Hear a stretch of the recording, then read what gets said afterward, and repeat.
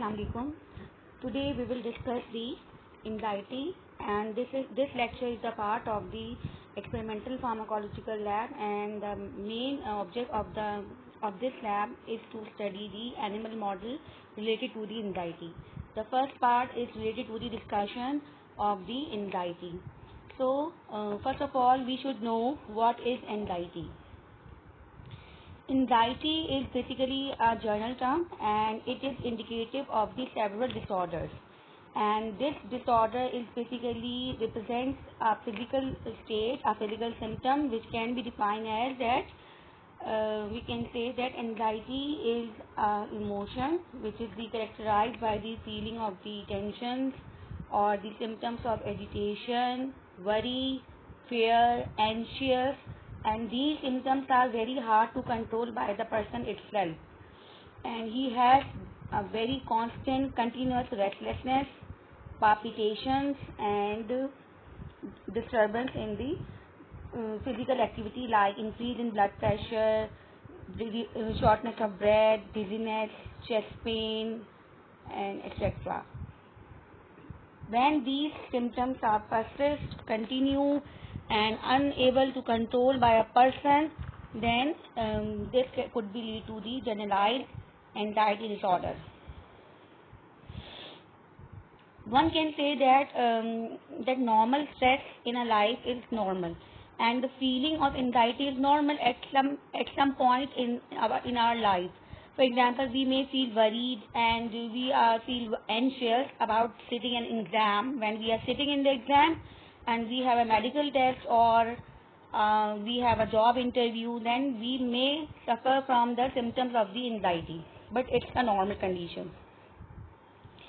But the problem is that when these symptoms become generalized, they become long term, and there is a constant anxious feeling of a variety of a situation, and the issue and the cause is not specific and the event is not specific, then this is the disorder which needs to be corrected. जिसके लिए हमें we need some medications, we need some psychotherapy, etc.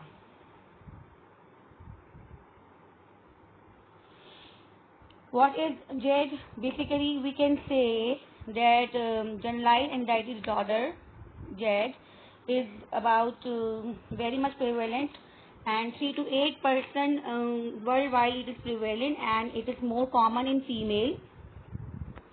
It is basically an excessive anxiety, and the person is very worried about several events or activities, and the duration of activities is at least 6-month period.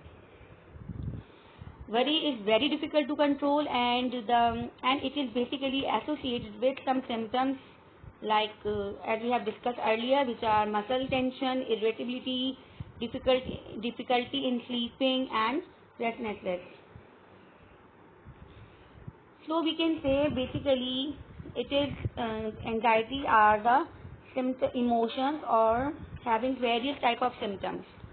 In anxious person, the person has very much verbal complaints, and person has some somatic and autonomic effects, and person has some social effects. These are the illustration of the anxiety. That what are the symptoms? Excessive anxiety and worry. There will be increased muscle ache or soreness, impaired concentration, the person is unable to take decision, irritability without any reason, difficulty in sleeping, restlessness, and fatigue. We have a diagnostic criteria, and DSM is basically diagnostic statistical manual of the edition number 5, and it illustrated the 6 criteria for the diagnosis of the generalized anxiety disorders. According to first point, we can say that duration is very important. So according to DSM-5, the symptoms of the anxiety should more than for at least 6 months about a number of events or activities such as work or school performance, and etc. etc. So the person finds it difficult to control the worry in a constant way at least for the 6 months. Furthermore, the symptoms of the anxiety should be जो कि हमने already we have discussed, at least 3 or more symptoms are present among the 6 symptoms.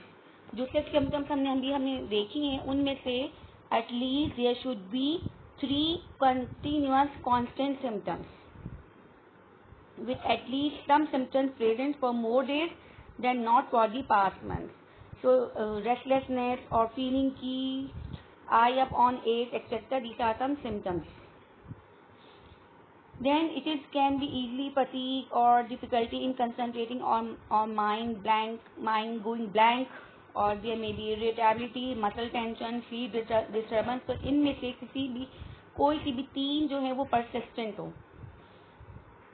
Another point is that the focus of the anxiety and worry is not confined to the features of an axis. Means कि कोई और pathological disorder जो है वो reason ना हो anxiety का, because there are certain types of disorder in which the end result is the nervousness and anxiety. And for example, anorexia nervosa, in which we have the weight gain and which is associated with the anxiety. Hypochondriasis is another disorder in which there is an anxiety or due to post traumatic stress or due to hyperthyroidism there may be anxiety. So there are several disorders, and these disorders are basically results at the end of the anxiety. So for the generalized anxiety disorder, it must be that the reason is not the pathological cause. Another important part is that the symptoms are so much severe that they cause clinical significant distress or impairment in social, occupational or other important areas of the functioning. Means the person's social life is very much affected. The person is unable to produce its daily activity and he is not participating, and the anxiety is basically impairing its social life. Last point is that this type of disturbance is not due to the drug abuse. The person is not using any type of medication, and because there are certain drugs which the person is addicted, and it produces a condition in which we can say कि जब उसमें anxiety develop हो जाती है तो कैसे develop होती है. फॉर एग्जांपल किसी चीज़ की उसको एडिक्शन हो गई है and the person is used to use it, then it stimulates dopamine and उसमें उसको प्लेजर होता है. फिर उसके बाद जो उसके रिसेप्टर्स हैं वो डिसेंट्रलाइज हो जाते हैं. जो रिसेप्टर्स हैं वो जब डिसेंट्रलाइज हो जाएंगे, then these addicted drug से उसके अंदर जब उसमें वो डोज जो है वो